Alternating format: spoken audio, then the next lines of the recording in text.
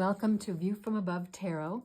This is Kag at the Treehouse, and I have already laid out these cards because Mercury is retrograde. And so I have recorded this once and we're going to do it again. I had decided to use the Centennial deck and to do a 9+1 reading for today, which is Sunday, August the 18th. And so this is the layout that I had. And so I'm just going to run through the cards after having gone through it this once before. As we get started today, I just want to remind you that tomorrow, August 19th, Monday, is a full moon. And in Central Daylight Time, where I am, it happens at 1:32 in the afternoon. So adjust the time for whatever time zone you happen to be in. And it is a full moon in Aquarius, and it is also known as the full sturgeon moon. You can check the Farmer's Almanac for all the detail about what that means, a full sturgeon moon. Each moon has its own name in various cultures in the United States. And look to the astrologers out there in the YouTube videos. They will be able to tell you a lot more about what the meaning is for this particular full moon. But just know that full moons bring things into fruition. You've been working since the new moon in the cycle to bring things to a peak. And then we spend the next 2 weeks closing things down. So if you're about to close projects down, this next 2 weeks will be a really good time to do that. But again, check with the astrologers out there because that is not an area of expertise for me. So this is the 9+1 reading. And we started with the present energies, the challenge energies, and the wisdom energies, and the Merryweather card at the bottom of the deck. And so initially, let's just look at these three middle cards, which was the present energy is the Ace of Pentacles, which is an opportunity. That's the hand of the holy handing you an opportunity. And from wherever it is that you are in a good and safe place here in the garden, if you are going to go out that gate and take this opportunity, recognize that it'll be a bit of a climb back up the mountains of your highest potential on the other side. The other three aces all have yads, those little leaves or flames that come out of the ace. And this is the one ace that does not have those little blessing yads, which is just to say that it's going to take some work to do whatever it is that you've been given this opportunity to do. So you always have the opportunity to say, yep, nope, I don't want to do that. So let's think about what that might mean. The challenge is the Three of Cups, which is an expansion of emotion that can be excitement about whatever this opportunity is. And since it's in the challenge place, maybe you're not as excited about it as you think you ought to be, and maybe that's something to pay attention to. If you are really excited about it, just be thoughtful about not letting your excitement carry you away without thinking about the ramifications of taking another opportunity. And in the wisdom position is the Hermit, and the Hermit is the wise old man or wise old woman up on the top of the mountain who has the knowledge and wisdom of age and experience to share. And that's what is in his lantern up there, is basically the wish card, which is also part of the major arcana. He's also got the staff, which is reminiscent of the wands. And he also looks a little bit, if you look at the moon card, his face is also present in the moon card. So some wisdom from the Hermit as you think about what it is you might want to do about this opportunity. So when we look at the clarifiers, particularly for the opportunity, we are getting both the Seven of Swords and the Ten of Wands. Now the Seven of Swords is one of those cards that gives me pause.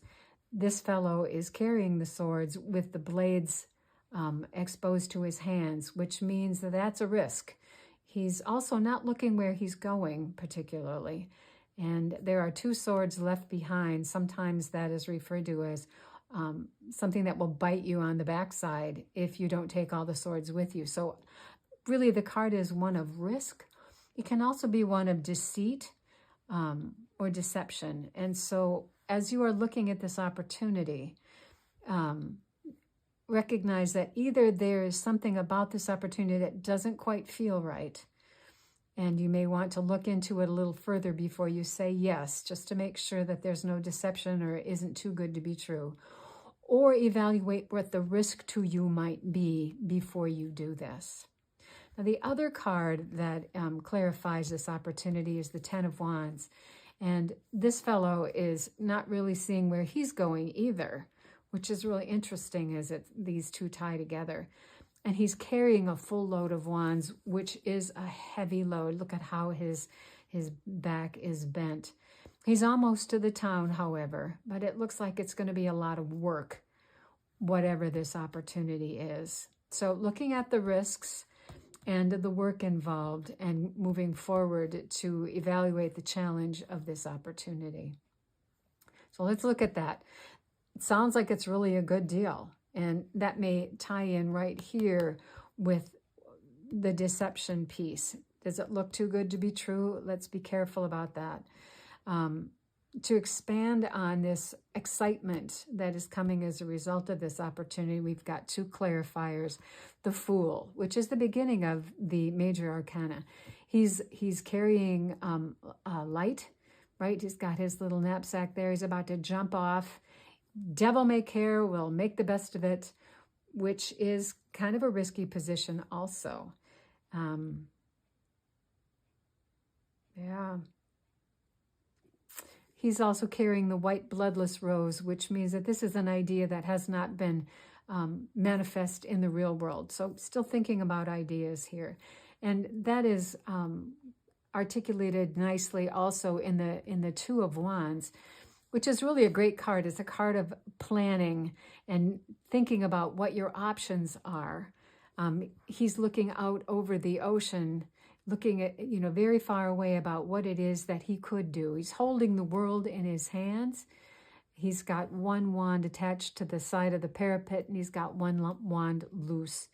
So he's really thinking about what his options are as regards perhaps this opportunity. And let's look at the wisdom. What does the Hermit have to tell you about this? So the Hermit can be your own inner wisdom.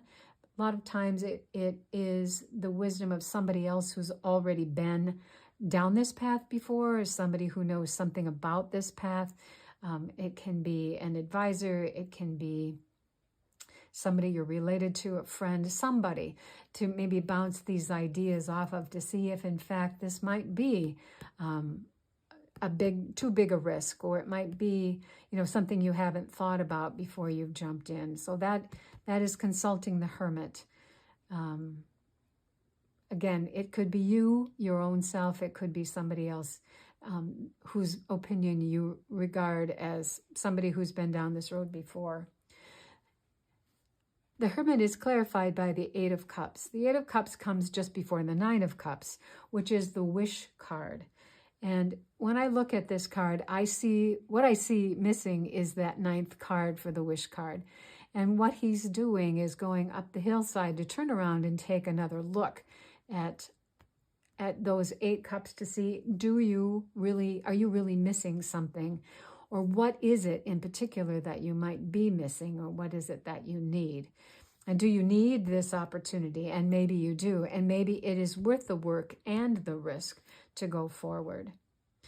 And it looks like whatever wisdom you are going to get from consulting this other person or your higher self, or taking a look back to see what's missing, that there's some positive information here for you about how to proceed with this opportunity.